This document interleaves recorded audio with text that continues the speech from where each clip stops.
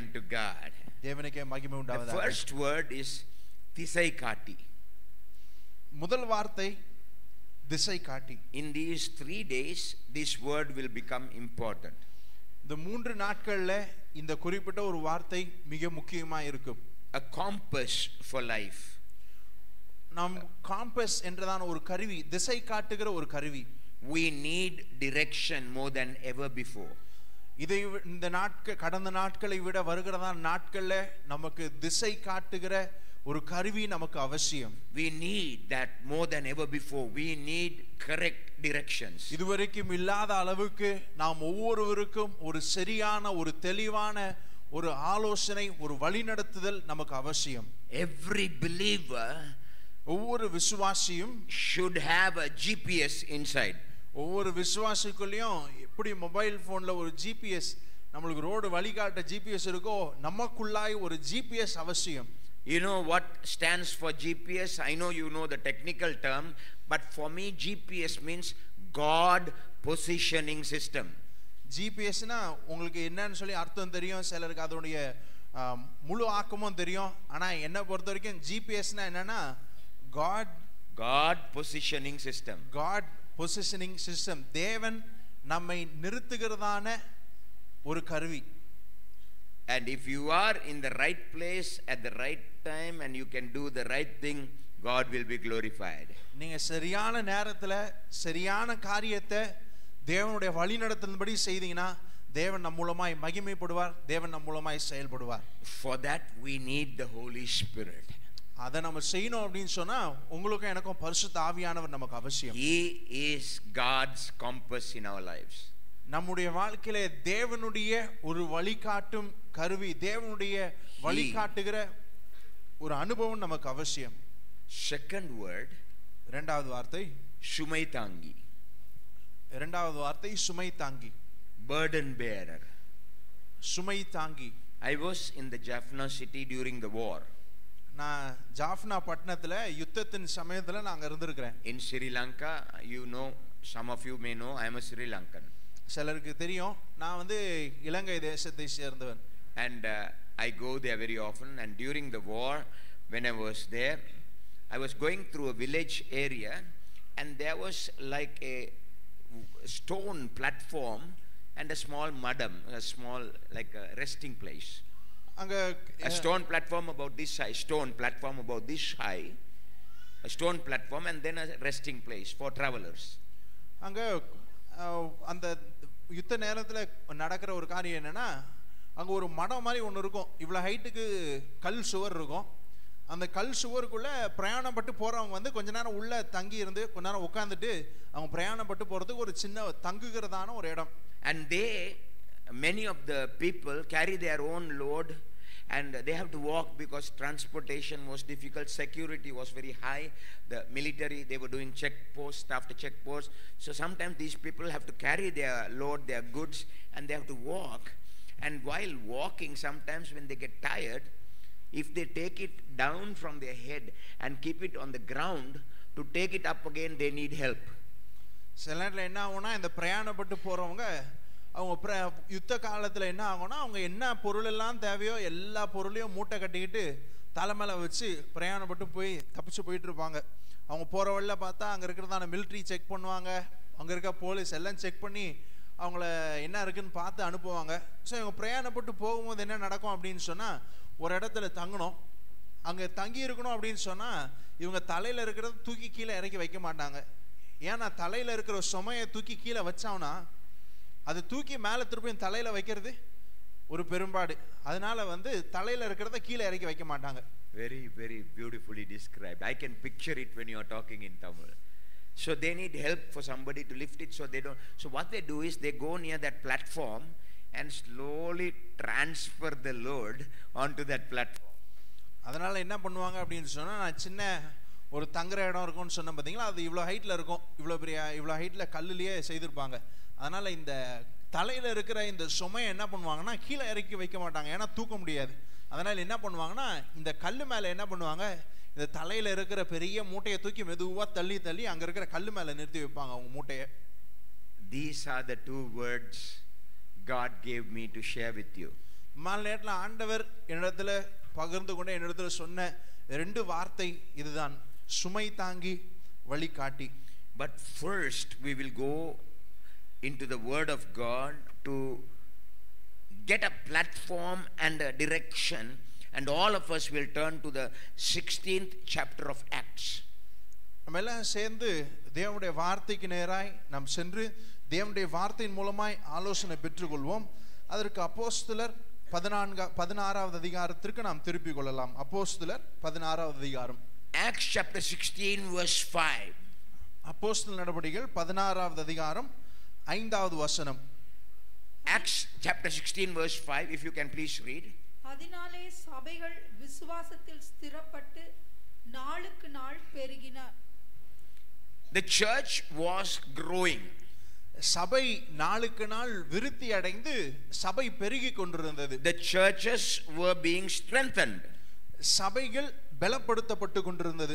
I can tell you without a thermometer, I can tell you without a stethoscope, I can tell you without any diagnostic instruments that you are growing and you are strengthened by the grace of God. You are a healthy church. Now I don't know what individuals might say, but in general I know that God's strength and God's faith is resident in this place. எனக்கிட்ட எந்த தெர்மோமீட்டரோ உங்களுடைய விசுவாசத்தை அளக்கிறது எந்த ஒரு கருவியும் எனக்கு கிடையாது. ஆனா இந்த கருவிலாம் இல்லாம என்னுடைய மனசுல என்னுடைய ஆவில படுகிற காரியம் என்னன்னா, இந்த சபை ஒரு ஆரோக்கியமான சபை.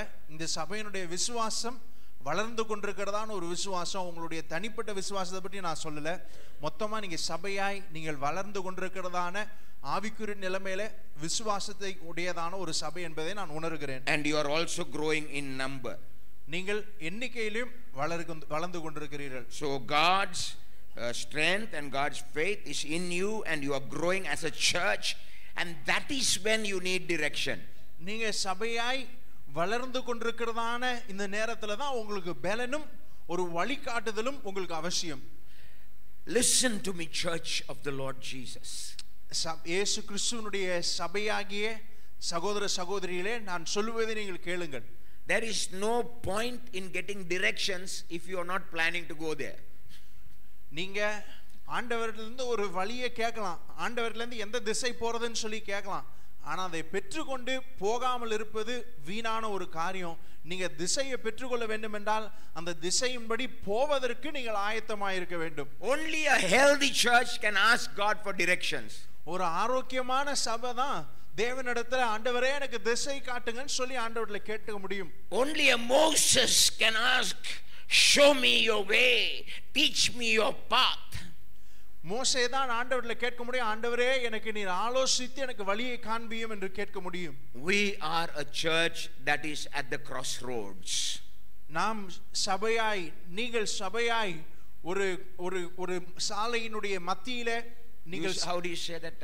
I have one Tamil word I can volunteer. How do you say Nachandi? That is Sri Lankan Tamil. Means crossroad. That's north, south, east, west. You are in a junction, junction. ஒரு கூட் ரோட்ல நாம இருக்கிறோம். கூட் road. See, my Tamil and Indian Tamil, they are two different Tamil, right? We say Nachandi. You may never have heard that Tamil word, right? It is interesting. Church, I am very, very happy today. சபையே, இன்றைக்கு நான் ரொம்ப சந்தோஷமா இருக்கிறேன். The man of God, I am a man of God. I have no doubt about that. I am very happy and I believe God's favor is among us.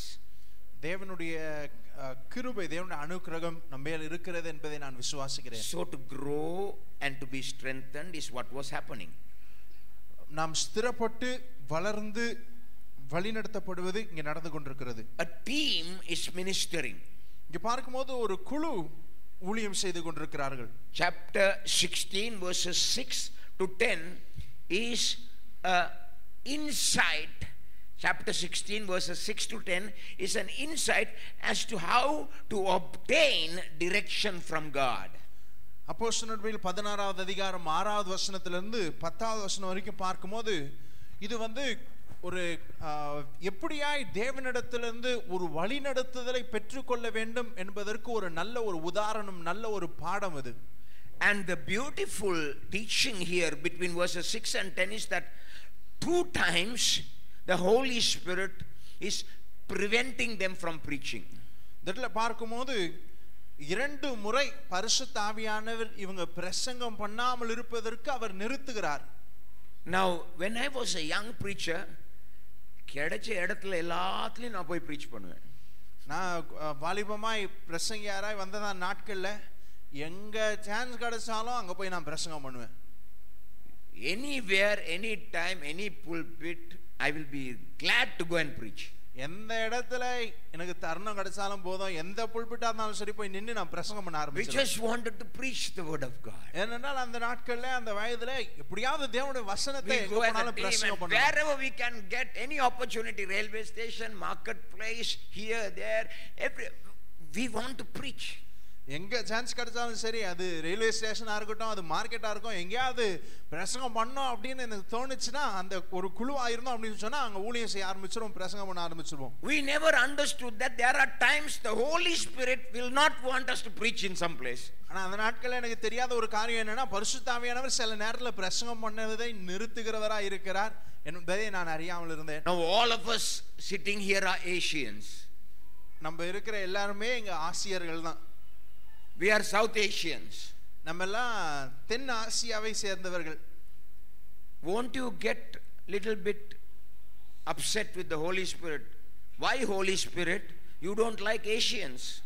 இந்த இடத்துல ஆண்டவர் சொல்றாரு, இந்த பகுதி, இந்த ஆசியாவோட பகுதியில நீ பிரசங்கம் பண்ணாதன்னு சொல்றாரு. பிரசங்கம் பண்ணாதன்னு சொன்ன உடனே உங்களுக்கும் எனக்கும் கொஞ்சம் வருத்தம் வேணாமா? பரிசுத்த ஆவியானவரே, ஏன் எங்க மத்தியில வந்து தேவனுடைய வார்த்தையை பிரசங்கிக்க கூடாது, பகிர்ந்து கொள்ள கூடாதுன்னு சொல்லி உங்களுக்கு கோபம் வருமா?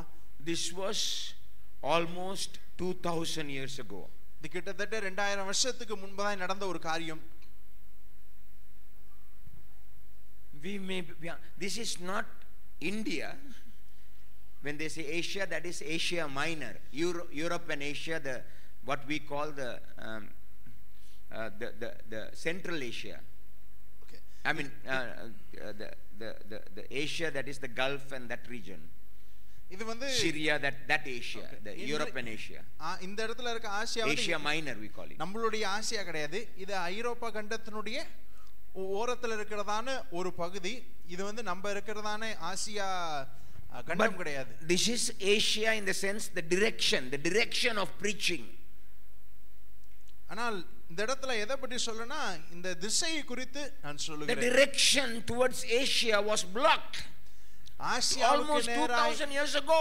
ஆசியாவுக்கு நேராய் தேவனுடைய வார்த்தை பிரசங்கிக்கப்படுகிறதான அந்த சந்தர்ப்பம் நிறுத்தப்படுவதை நாம் இந்த இடத்துல பார்க்கிறோம். God's timing was not yet. God's timing was not yet for Asia. அந்த நாட்களிலே தேவனுடைய வார்த்தை அங்க பிரசங்கிக்கப்படுவதற்கு தேவனுடைய ராஜ்யம் அந்த திசை நேராய் பரவுவது தேவனுடைய நேரம் அல்ல. Your time has come now. உங்களுடைய சபையினுடைய நேரம் இப்பொழுது வந்து விட்டது. You are going to be given directions by the Holy Spirit. உங்களுக்கு பரிசுத்த ஆவியானவருடைய ஒரு வழிநடத்துதல் நீங்கள் பெற்று நடக்க போகிறீர்கள். Okay, then they said, all right, if we cannot go to Asia and the Holy Spirit is not in favor of our journeying towards Asia, let us go to Mysia. இந்த இடத்துல நாம் ஆசியாவுக்கு போகக்கூடியதான வாசல் இல்ல, அதனால என்ன பண்ணுவோம்னா ஆசியாவுக்கு போக வேணாம், we'll go to Mysia. Verse number 7. நாம் மீசியாக்கு போயிடலாம்னு சொல்றாரு. Read verse number 7. மீசியா தேசம் மட்டும் வந்து பித்தினியா நாட்டுக்கு போக பிரயத்தனம் பண்ணினார்கள். ஆவியானவரோ அவர்களை போக ஒட்டாதிருந்தார். Again, Asia, no, don't go. ஆண்டவர்ல கேக்குறாங்க, இப்ப ஆசியாவுல போய் தேவனுடைய வார்த்தையை பிரசங்கிக்கலாம்னு சொல்லி இவங்க போலாம்னு சொல்லி பிரயாசப்படுறாங்க. பரிசுத்த ஆவியானவர் சொல்றா ஆசியாவுக்கு போகாதன்னு சொல்றாரு. இவங்க என்ன பண்ணாங்க, சரி ஆசியாவுக்கு போக வேணாம், இப்ப எங்க போலாம், மீசியாவுக்கு போலாம்னு சொல்றாங்க. மறுபடியும் பரிசுத்த ஆவியானவர் சொல்றாரு போகாதன்னு நிறுத்துறாரு. 2 times. 2 முறை. Don't these 2 regions deserve the word of God? இந்த ரெண்டு இடங்களுக்கும் தேவனுடைய வார்த்தை பிரசங்கிக்கப்படுவதற்கு தேவனுடைய வார்த்தை பகிர்ந்து கொள்வதற்கு அவங்க தகுதி உள்ளவர்கள் கிடையாதா? Because you receive the word of God so freely and you receive it Sunday, Monday, Tuesday, you receive it in this church. This church, when I saw this chair at the behind the pulpit, I knew that your senior pastor and others, even your senior pastor even today can teach the word of God to you, and you are a well taught church. I saw the chair. Sir, you sit there sometimes and teach. I know that. அங்க இந்த pulpit பின்னாடி ஒரு சேர் இருக்குது. அந்த சேரை பார்த்த உடனே நினைச்சேன், இங்க இருக்கிறதான ஊழியக்காரர் வந்து அவரால் சில நேரம் நிக்க முடியலனாலும் உட்கார்ந்தாவது என்ன பண்றாரு, வேத வசனத்தை கற்றுக் கொடுக்கிறார். இந்த சபை வேத வசனத்தினாலே கற்பிக்கப்பட்டதான ஒரு சபை என்பதை நான் புரிந்து கொள்கிறேன். You don't know how blessed and privileged you are to receive the word of God. Can you see here, Asia and Mysia, no preaching. இந்த இடத்துல ஆசியாவிலும் சரி மீசியாவிலும் சரி தேவனுடைய வசனம் பிரசங்கிக்கப்படுவதற்கு பரிசுத்த ஆவியானவர் ஒரு தடையை கொண்டு வந்து விட்டார். But we the servants of God are not so sensitive.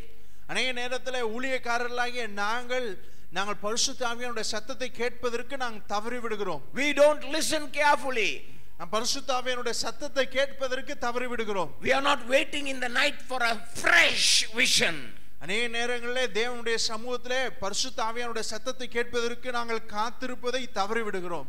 We are sometimes simply going because we have to go.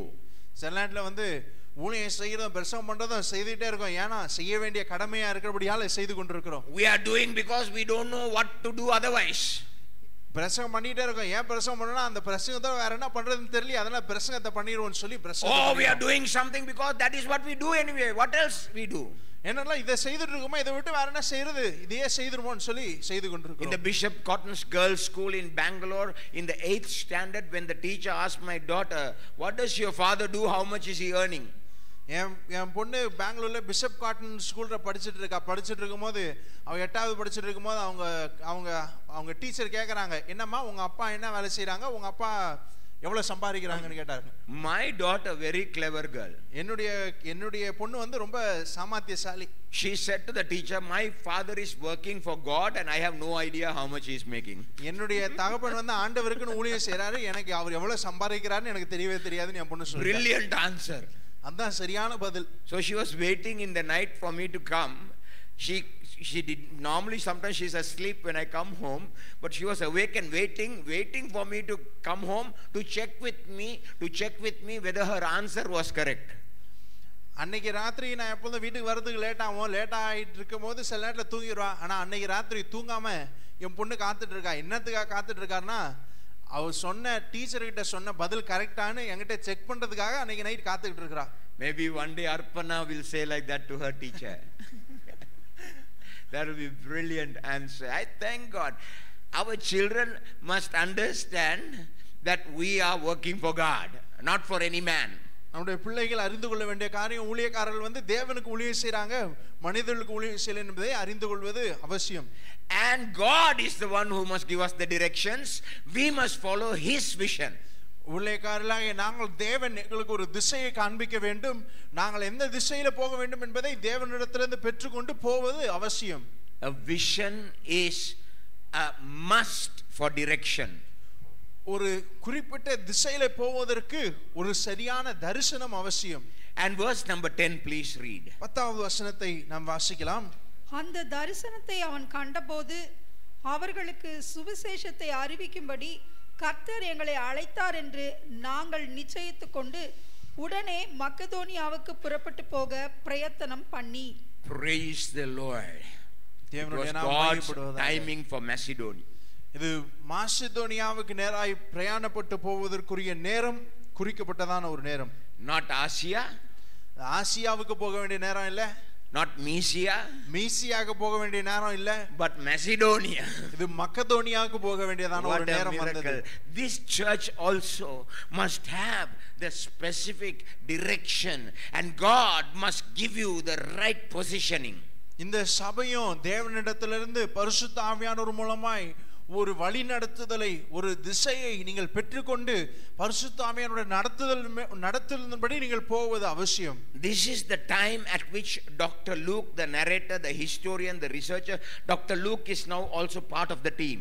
இங்க பார்க்கும்போது இந்த அப்போஸ்தலர் நடபடிகள் எழுதினது டாக்டர் லூக். இந்த லூக் இந்த குழுவோடு கூட இந்த ஊழியக்காரர்களோடு கூட சேர்ந்து பிரயாணப்பட்டு அவர் இந்த சரித்திரத்தையும் எழுதி கொண்டு வருகிறார். They are coming to a Roman colony. அவள் இந்த இடத்துல ஒரு ரோம ஆட்சிக்குள்ளா இருக்கிறதான ஒரு பகுதிக்கு வந்து கொண்டிருக்கிறார்கள். God wanted to break into the Roman Empire. தேவன் இவர்களை கொண்டு இந்த ரோம சாம்ராஜ்யத்திற்குள்ளா இந்த ரோம சாம்ராஜ்யத்துக்கு உட்பட்ட ஒரு பகுதியில புகுந்து அவள் தேவனுடைய ராஜ்யத்தை கட்டும்படியாய் தேவன் முன்குறித்தார். And this city Philippi was the gateway city. If you have success in a gateway city, then you will have the entire region under the gospel. இந்த முக்கியமா இந்த இடத்துல பிரயாணப்பட்டு இந்த ஊழியக்காரர்கள் எங்க போறாங்கன்னா பிலிப்பு பட்டணத்துக்கு நேராக போறாங்க. இந்த பிலிப்பு பட்டணம் என்றதான பட்டணம் ஒரு விசேஷமான பட்டணம். ஏன்னா இந்த பிலிப்பு பட்டணம் வந்து இந்த ஆசியாவுக்குள்ளாய் பிரவேசித்து ஆசியாவின் முழுவதையும் உள்ளாய் போவதற்கு ஒரு முக்கியமான வாசல் எதுனா இந்த பிலிப்பு பட்டணம். இந்த பிலிப்பு பட்டணத்து உள்ள என்ன பண்ணணும்? பிரவேசிக்கணும். இந்த வாசலிலே அவர்கள் பிரவேசிக்கிறார்கள். After 2 times you can see that they were going to go to West Asia. They were moving there. Then it is like this. Watch my hand carefully. They were going to move towards West Asia from Troas and Derbe. They were going to go to West Asia, but the Holy Spirit said no. So they turned a little bit. It is like playing with an ant. No. It is not like. Sometimes as a boy. Now continue. இந்த நேரத்துல என்ன ஆகுதுன்னா இவங்க வந்து மேற்கு ஆசியாவுக்கு நேராய் போக வேண்டும் என்று பிரயாணப்பட்டு போறாங்க. ஆனா பரிசுத்த ஆவியானவர் இவங்க பிரயாணப்பட்டு போவதை என்ன பண்றாருன்னா தடை பண்ணி நிறுத்துறாரு. இவங்க போக முடியாதனால என்ன பண்றாங்கன்னா இவங்க திசையை வந்து மெதுவா கொஞ்சம் திருப்புறாங்க. இவங்க திருப்பும் போது இது எப்படி திருப்புறாங்கன்னு சொல்லி பார்த்தோம்னா, now sometimes as a boy I see ants are going in one line. சின்ன பையனா இருக்கும்போது கீழே வந்து எறும்பு போறதை நான் பார்ப்பேன். எறும்பு அங்க வரிசையா போயிட்டு இருக்கும். The ants are amazing. Even Solomon has talked about the ants. இந்த பூச்சி இந்த எறும்பு மிக அற்புதமான ஒரு படைப்பு. ஞானவானாகிய சாலமோனே இந்த எறும்பு பற்றி மிக அதிகமாக சொல்லி இருக்கிறார். There is nobody saying left right because they have too many legs. யாருமே வந்து லெஃப்ட் ரைட்னு சொல்ல முடியாது அவங்க கிட்ட. ஏன்னா அவங்களுக்கு 2 கால் கிடையாது. அங்க இருக்கதான் எறும்புகள் நிறைய கால் இருக்கும். And but they are going in a line beautifully. ஆனா அப்படி இருந்தாலும் அந்த எறும்புலாம் பாத்தீங்கன்னா ஒரே திசையில நேரா போயிட்டு இருக்கும். So sometimes what I do purposely on the ground is I draw one line. நான் என்ன பண்ணுவேன்? இந்த எறும்பு எல்லாம் போயிட்டு இருக்குன்னா சின்ன வயசுல ஒரு கோடு ஒன்னு போட்டு விட்டுருவேன். And so the ants will come to there and stop. அந்த கோடு போட்ட உடனே இந்த வந்துட்டு இருக்க எறும்பு நேரா அந்த கோடு பக்கத்துல வந்து அப்படியே நின்றோம். The other ants have already gone. மத்த எறும்புலாம் அப்படியே போயிட்டு இருக்கும். So this ant will go this side. அதனால நிறுத்தின உடனே என்ன ஆகும்? மீதி எறும்புலாம் போய்டும். ஆனா இந்த முதல்ல வந்த எறும்பு மட்டும் என்ன இப்படி அந்த கோடு போட்ட பக்கம் and it will try to find a way around. இந்த பக்கம் அந்த கோடு போட்ட பக்கம் போக முடியாம அது சுத்தி போவதற்கு ஒரு வழியை கண்டுபிடிக்கும். Sometimes I'll keep a stone. சில நேரத்துல என்ன பண்ணுவேன்னா ஒரு கல் எடுத்து வச்சிருவேன். As a little boy you can imagine what a crazy game I used to play. I used to like to disturb the progress of the ants. நான் சின்ன வயசுல எனக்கு பிடிச்ச ஒரு விளையாட்டு என்னன்னா இப்படி போற எறும்பெல்லாம் அது நிறுத்தி திசை திருப்பதுல ரொம்ப எனக்கு ஆர்வம். Sometimes I like to pour a little kerosene and see what they will do. சில நேரத்துல என்ன பண்ணுவேன்? அப்படி போயிட்டு இருக்க எறும்போட வழியில கொஞ்சம் மண்ணெண்ணெய் ஊத்தி பாப்பேன் என்ன நடக்குதுன்னு. This was my fun.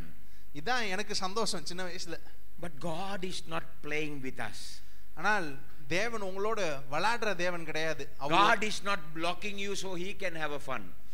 எப்படி ஒரு சின்ன பையன் எறும்பு கிட்ட விளையாடுறானோ அதே போல தேவன் உங்களுடைய வாழ்க்கையில விளையாண்டுகிட்டு இல்ல. தேவன் சில நேரத்துல காரியத்தை தடை பண்றாரு.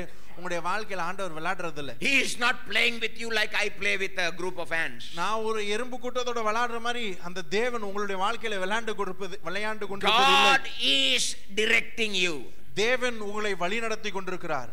Maybe not where you want to go. உங்களுக்கு எங்க போகணும்னு விருப்பமோ அங்க ஆண்டவர் நடத்தல. Maybe not where you like to go. நீங்க எங்க விருப்பப்படுறீங்களோ ஆண்டவர் அங்க நடத்துறது இல்ல. But maybe where he wants you to go. ஆண்டவர் நீங்க எங்க போகணும்னு சொல்லி அவர் நிர்ணயித்து வைத்திருக்கிறாரோ அங்க ஆண்டவர் உங்களை கொண்டு போவார். So after several days in this Roman colony, அநேக நாட்களுக்கு பின்பதாய் இந்த ரோம சாம்ராஜ்யத்தினுடைய ஒரு பகுதியிலே on the Sabbath day, ஒரு ஓய்வு நாளிலே verse number 13, 13வது வசனத்தில் நாம் பார்க்கிறோம். ஓய்வு நாளில் நாங்கள் பட்டணத்துக்கு வெளியே போய் ஆற்றின் அருகே வழக்கமாய் ஜெபம் பண்ணுகிற இடத்தில் உட்கார்ந்து அங்கே கூடி வந்த ஸ்திரீகளுக்கு உபதேசித்தோம். Now listen very carefully. What do you understand from verse number 13? இந்த 13வது வசனத்தை வாசிப்பதை நாம் கவனித்தோமே, இதுல இருந்து நமக்கு என்ன புரிகிறது? On the Sabbath we went outside the city. ஒரு ஓய்வு நாள்ல இவங்க என்ன பண்ணாங்க? பட்டணத்துக்கு வெளியே போனாங்க. Is that normal behavior for apostles? அப்போஸ்தலர்கள் இது எப்பொழுதும் இது செய்யக்கூடியதான ஒரு காரியமா? You can read again and again from the time of Jesus. On the Sabbath day they went to the synagogue. They didn't go on a riverside picnic. ஒவ்வொரு நாளும் நம்ம ஆண்டவராகிய இயேசு கிறிஸ்துவினுடைய வாழ்க்கையில இருந்தே பார்க்கும்போது இந்த அப்போஸ்தலர்கள் ஓய்வு நாளுக்கு எங்க போவாங்க? ஊரை சுத்தி வேடிக்கை பார்க்கிறதுக்கு போக மாட்டாங்க. ஓய்வு நாளப்ப எங்க போவாங்க? ஜெபாலயத்துக்கு போவாங்க. So don't you see that? Something unusual is happening in this Roman colony.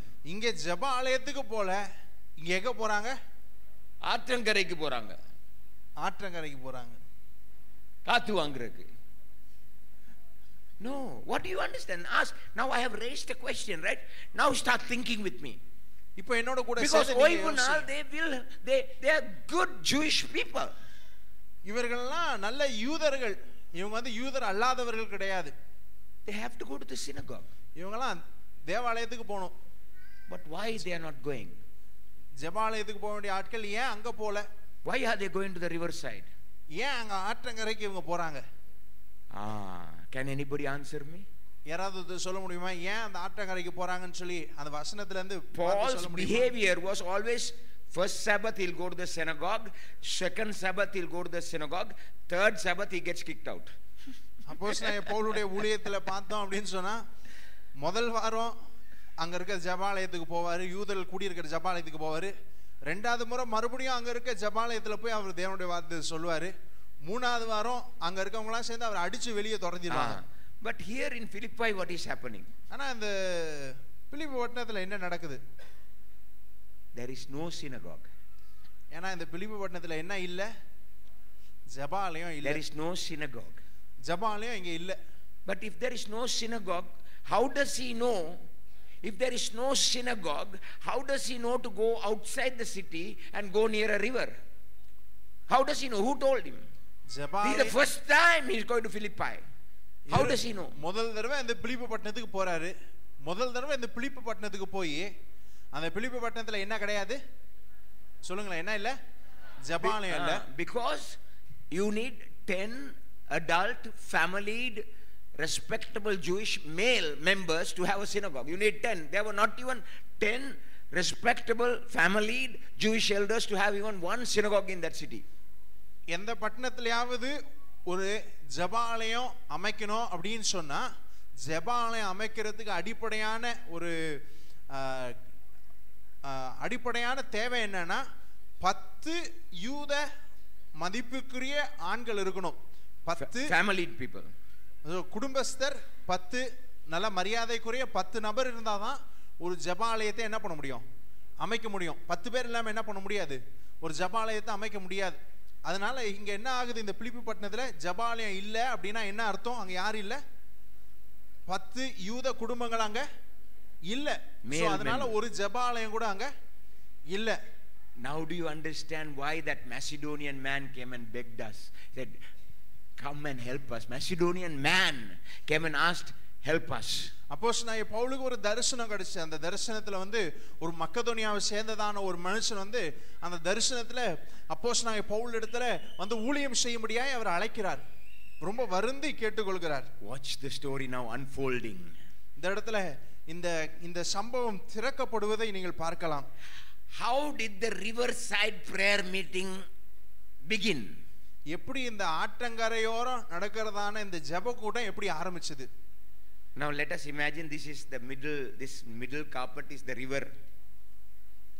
இப்போ வந்து let us imagine this is the river. நீங்கலாம் கொஞ்சம் கற்பனை பண்ணுங்க. This is the river. இங்க இந்த நடுவுல இருக்கு பாத்தீங்களா இந்த வழி தான் வந்து அங்க இருக்கிறதான ஒரு ஆறு. Now you can see in Psalm number 137. நம்ம 137வது சங்கீதத்துக்கு திருப்பிಕೊಳ್ಳோம். 137வது சங்கீதம். Start reading. அந்த வாசிக்கலாம். 137வது சங்கீதத்தை வாசிக்கலாம். பாபிலோன் ஆறுகள் அருகே நாங்கள் உட்கார்ந்து அங்கே சீயோனை நினைத்து அழுதோம். அதன் நடுவில் இருக்கும் அலரி செடிகளின் மேல் எங்கள் கிண்ணறங்களை தூக்கி வைத்தோம். By the rivers of Babylon we sat down and we cried. அங்க பாபிலோன் அந்த நதி ஓரமாய் அவங்க உட்கார்ந்து அழுது கொண்டிருப்பதை நாம் பார்க்கிறோம். So Apostle Paul knows the traditions. அப்போஸ்தலனாகிய பவுலுக்கு வந்து அங்க நடந்து கொண்டிருக்கிறதான அந்த பாரம்பரியத்தை அவர் அறிந்திருக்கிறார். The traditions were very clear. அங்க இருக்கிறதான அந்த பாரம்பரியம் எல்லாம் ரொம்ப தெளிவா இருக்குது. So that day on the Sabbath, Apostle Paul went outside the city with his companions and they went near the river. Big cities were situated close to rivers. இது ஓய்வு நாள். இந்த ஓய்வு நாள்ல அப்போஸ்தலனாகிய பவுலும் அவரோட கூட இருக்கிற அந்த குழுக்கள் என்ன பண்றாங்கன்னா பட்டணத்துக்கு வெளியே வராங்க. வெளியே வந்து எங்க வராங்க? நதிக்கு வராங்க. And the city is always very close to a river. எப்பொழுதுமே ஒரு பட்டணம் இருக்கு அப்படின்னா அந்த ஒரு பட்டணம் வந்து கண்டிப்பா நதியோரம் தான் என்ன பண்ணும்? ஒரு பட்டணம் உருவாக்கப்படும். And they were walking along the riverside and they come across. They were looking for these people. This is not an accidental thing. They were looking for people. They were looking for people who were praying. They were looking for people who were praying. தட்ல என்ன பார்க்கறோம்னா ஜெபிக்கிறதான சில நபரை தேடி கொண்டிருப்பதை நாம் பார்க்கிறோம். You can imagine that. அத நீங்க கற்பனை பண்ணி பார்க்கலாம். And there were women praying. அங்க இருக்கிறதான சில ஸ்திரீகள் சில சகோதரிகள் அங்க ஜெபித்துக் கொண்டிருக்கிறாங்க. These women were devout and God fearing women. இந்த அப்போஸ்தலனாகிய பவுல் என்ன பண்றாருன்னா அங்க தேடி போய் பார்க்கிறார். அந்த பாரம்பரியத்தின்படி அங்க போய் பார்த்தா ஒரு கூட்ட ஸ்திரீகள் என்ன பண்ணிட்டு இருக்காங்க? ஜெபித்துக் கொண்டிருக்கிறாங்க. இவங்க தேவ பக்தியுள்ள ஸ்திரீகள். And they are praying there to God. அந்த இடத்துல தேவனை நோக்கி ஜெபித்துக் கொண்டிருக்கிறார்கள். Oh God, hear us. ஆண்டவரே ஜெபம் பண்ணிட்டு இருப்பாங்க. ஆண்டவரே எங்களுடைய சத்தத்தை நீர் கேளும். Oh God, send your servants to us. ஆண்டவரே உம்முடைய ஊழியக்காரர்களை எங்களுக்கு அனுப்பும் என்று சொல்லி ஜெபித்துக் கொண்டிருப்பாங்க. Oh God, we need to hear from your prophets. அவர்கள் ஜெபித்துக் கொண்டிருப்பாங்க. ஆண்டவரே உம்முடைய தீர்க்கதரிசிகளுடைய வார்த்தைகளை நாங்கள் கேட்க வேண்டும் என்று ஜெபித்துக் கொண்டிருப்பார்கள். Oh God, we are by this riverside because we don't have a prayer house. இந்த நதியோரமா உட்கார்ந்து கொண்டிருக்கிறோம். ஏனென்றால் அன்றைக்கு இஸ்ரவேல் யூத மக்களுக்கு உட்கார்ந்து தேவனை நோக்கி பார்ப்பதற்கு ஜெபாலயம் இல்ல. அவங்க ஜெபித்தது போல நாங்க இன்னைக்கு இந்த ஜெபாலயம் இல்லாத இந்த சூழ்நிலையில நாங்கள் அந்த நதியோரத்துல உட்கார்ந்து தேவனுடைய பிரசன்னத்தை வாஞ்சித்து ஜெபித்துக் கொண்டிருக்கிறோம் என்று சொல்லி அவங்க ஜெபித்துக் கொண்டிருக்காங்க. Oh God, we are sorry for our sins. ஆண்டவரே சொல்லுவாங்க, ஆண்டவரே எங்களுடைய பாவங்களை நீர் மன்னியும். Oh God, we repent for our nation. ஆண்டவரே எங்களுடைய தேசத்தினுடைய பாவங்களுக்காக நாங்கள் அறிக்கையிட்டு மன்னிப்பு கேட்கிறோம். And the gospel comes to them with fresh anointing in the apostolic way. அந்த நேரத்துல ஜெபித்துக் கொண்டிருக்கிறதான வேளையிலே தேவன் அப்போஸ்தலனாகிய பவுலை அந்த இடத்துல அனுப்புகிறார். Listen very carefully. மிக ஜாக்கிரதையா இதை நீங்கள் கேளுங்க. When you gather together and you pray, God hears and God sends his servants to you. நீங்கள் கூடி ஜெபிக்கிறதான அந்த வேளையில ஆண்டவரிடத்துல அவரை நோக்கி ஜெபிக்கும்போது தேவன் அவருடைய ஊழியக்காரர்களை தேவன் அனுப்புகிறவராய் இருக்கிறார். Hallelujah. Hallelujah. And what happened to the Macedonian man? அங்க இருக்கிறதான அந்த மக்கதோனியா தரிசனத்துல வந்ததான அந்த மனிதனுக்கு என்ன ஆனது? So far no man in sight. இதுவரைக்கும் ஒரு மனுஷனையும் ஒரு சகோதரனை அவர் பார்க்கவில்லை. These women are praying. ஆனால் இந்த பட்டணத்துக்கு வெளியே இருக்கிறதா நதியோரத்துல ஸ்திரீகள் அங்க ஜெபித்துக் கொண்டிருக்கிறார்கள். Paul the apostle did not say, oh, these are a bunch of old ladies, they are praying here, why should I preach to them, let me find a better congregation. அப்போஸ்தலனாகிய அங்க பவுல் தேடி வந்தாரு. தேடி வந்து let me go to the marketplace. இங்க வந்து பார்த்தா அந்த ஆற்றங்கரையோரமா யார் உட்கார்ந்துட்டு இருக்கறா? ஒரு கூட்ட ஸ்திரீகள் உட்கார்ந்து ஜெபம் பண்ணிட்டு இருக்காங்க. என்னத்துக்கு போய் இந்த ஸ்திரீகள் இடத்துல போய் என்னத்தை பேசுறது அப்படின்னு சொல்லி அவர் திரும்பவும் வேற எங்கயாவது கூட்டமா இருக்கிற இடத்துல போய் தேவனுடைய வார்த்தையை பேசுவோம்னு சொல்லி அவர் போல.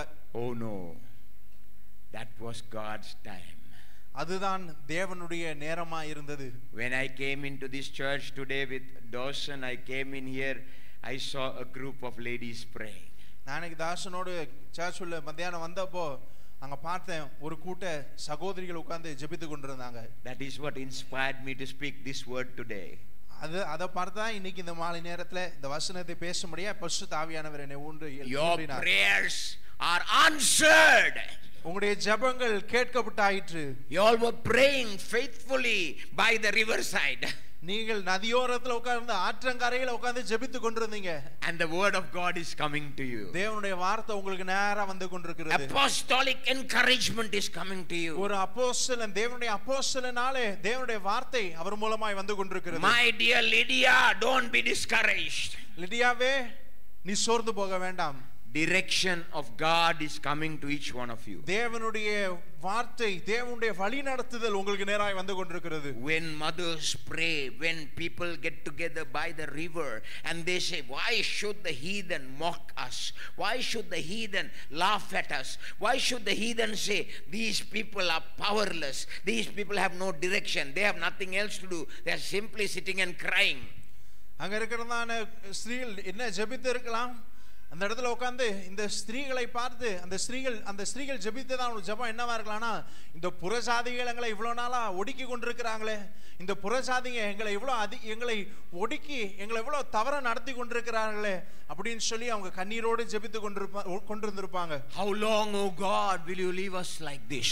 ஆண்டவர்ல அவங்க கேட்டிருப்பாங்க, ஆண்டவரே எவ்வளவு நாள் நாங்க இவ்வளவு வெறுமையா, எவ்வளவு நாள் இப்படி நாங்கள் உபத்திரவப்பட்டு இவ்வளவு நாள் நாங்கள் இப்படி கஷ்டத்தில் இருப்போம் என்று அவர்கள் ஜெபித்திருப்பார்கள். The time has come. நேரம் வந்து விட்டது. Hallelujah. And God's direction is for us today. இன்றைக்கு தேவனுடைய வழிநடத்துதல் நமக்கு நேராய் வந்திருக்கிறது. We can boldly say, நாம் தெளிவாய் தைரியமாய் சொல்லலாம். We can boldly say, தைரியமாய் நாம் சொல்லலாம். God is sending his word to us. தேவனுடைய வார்த்தையை நமக்கு அனுப்பி கொண்டிருக்கிறார். You can just imagine apostolic revelation from the word. Apostle Paul is speaking the word to them. இதெல்லாம் பார்க்கும்போது ஒரு தேவனுடைய அப்போஸ்தலன் ஒரு தேவ வெளிப்பாடை இந்த ஜெபிக்கிறதான இந்த ஸ்திரீகளுக்கு அவர் சொல்லுவதை நாம் பார்க்கிறோம். We are nowhere near Paul the apostle. அப்போஸ்தலனாகிய பவுல் கிட்ட கூட எங்களால நெருங்க முடியாது. But we are standing here today. ஆனால் இன்று நின்று கொண்டிருக்கிறோம். And we want to boldly say, in the name of Jesus. இயேசுவின் நாமத்திலே தைரியமாய் உங்களிடத்தில் சொல்லுகிறேன். Dear people of God, தேவனுடைய ஜனமே, God has positioned you and you are here by the will of God. நீங்க இங்க இருப்பது தேவனுடைய சித்தம். தேவனுடைய சித்தத்தின்படி உங்களை இங்க நிறுத்தி வைத்திருக்கிறார். உங்கள் நெடுநாள் ஜெபங்கள் கேட்கப்படுகின்றன. Hallelujah. God is hearing your prayers. தேவன் உங்களுடைய ஜெபங்களை கேட்டுக்கொண்டிருக்கிறார். God is sending you direction by the Holy Spirit. பரிசுத்த ஆவியானவர் மூலமாய் தேவன் ஒரு வழிநடத்துதலை உங்களுக்கு கொடுத்து கொண்டிருக்கிறார். God has heard you. தேவன் உங்களுடைய ஜெபத்தை அவர் கேட்டு விட்டார். You do not have to say, இன்னும் எவ்வளவு காலம், இன்னும் இவ்வளவு காலம் ஆண்டவரே நீங்க கேட்க வேண்டாம். The time has come. தேவனுடைய நேரம் வந்து விட்டது. I pray in the name of Jesus that this 2015 will be the year of God's favor and God's direction in your life. இந்த 2015வது ஆண்டிலே தேவனுடைய வழிநடத்துதலும் அவருடைய அனுக்கிரகமும் உங்களுடைய வாழ்க்கையில் இருக்கும்படியாக நான் வாழ்த்துகிறேன். The same God who blocked Apostle Paul 2 times. அப்போஸ்தலனாகிய பவுலை 2 முறை பரிசுத்த ஆவியானவர் அந்த ஊழிய பிரயாணத்தில் அவர் நிறுத்தினார். 2 times they were blocked from going. 2 முறை பரிசுத்த ஆவியானவர் அவரை நிறுத்தினார். But the third time the breakthrough came by the riverside. ஆனால் 3வது முறை பரிசுத்த ஆவியானவர் அந்த இடத்துக்கு போக முடியா, அந்த நதியோரம் போக முடியா தேவன் அனுமதித்தார். Maybe you were disappointed in the first direction. Maybe முதல் தடவை ஆண்டவர் உங்களை தடை பண்ணப்போ நீங்க சோர்ந்து போயிருக்கலாம். Maybe even the second time you would say, at least second time I thought I was going in the right direction. இரண்டாவது தடவையாவது நான் சரியான திசையில தான் போய் கொண்டிருக்கிறேன்னு நினைச்சு நீங்க போயிட்டு இருந்திருக்கலாம். But don't be discouraged. நீங்கள் சோர்ந்து போக வேண்டாம். Our God will guide you the third time. நம்முடைய தேவன் 3வது முறை கூட அவர் வழி காட்டுகிறவராய் இருக்கிறார். Direction comes from God. தேவனுடைய வழி நடத்துதல் அவரிடத்திலிருந்து வரும். If you go according to your own wisdom, the end of it is destruction. உங்களுடைய வழியிலே உங்களுடைய திசை நேராய் நீங்கள் போய் கொண்டிருந்தால் முடிவு அழிவுக்கு நேராய் வரும். The word of God says there is a way that seems good and nice to man, but the end is destruction. தேவனுடைய வசனத்திலே நாம் பார்க்கிறோம் அநேக இடங்களிலே அநேக வழிகள் உண்டு, மனிதன் செல்கிறதான வழிகள் உண்டு, ஆனா மனிதனுடைய வழி அழிவிலே கொண்டு போய் விடும். Are we ready to listen to the Holy Spirit? பரிசுத்த ஆவியானவரிடத்தில் கேட்பதற்கு அவருடைய சத்தத்தை கேட்பதற்கு நாம் ஆயத்தமா இருக்கிறோமா? We are not going to get directions simply to know where to go. not just to know, that is where we are supposed to go, but to go. ஏதோ இங்க உட்கார்ந்து பரிசுத்த ஆவியானவரே சொல்லும் இந்த வருஷத்துல நான் அங்க தான் போக போறேனா அத மட்டும் சொல்லுங்க அதை கேட்டுக்கிட்டு இங்கேயே உட்கார்ந்து இருப்பதற்காக இல்ல. You cannot do that. நாம் தேவனுடைய ஆவியானவருடைய சத்தத்தை கேட்டு எழுந்து நடப்பதற்காக நாம் பரிசுத்த ஆவியானவருடைய வழிநடத்துதலை பெற்றுக்கொள்ள வேண்டும். The apostles were on the go. They moved and they obeyed, and that day when he went out of the city, he said, this city is going to be touched. This city is going to be touched because of some people praying outside the city. அப்போஸ்தலனாகிய பவுல் இடத்துல தேவ ஆவியானவர் பேசி இருப்பதை நாம் அறிந்திருக்கிறோம். தேவன் அப்போஸ்தலனாகிய பவுல் இடத்துல சொன்னதான காரியம் என்னவென்றால், இந்த பட்டணத்தை இப்பொழுது நான் தொட போகிறேன். இந்த பட்டணத்துல இப்பொழுது ஒரு மாற்றத்தை கொண்டு வர போறேன். ஏன் இந்த பட்டணத்துல ஒரு மாற்றம் கொண்டு வர போறேன்னா, இந்த பட்டணத்துக்கு வெளியே ஒரு கூட்ட ஸ்திரீகள் உட்கார்ந்து ஜெபித்துக் கொண்டிருக்கிறதுனால. Stand up with me.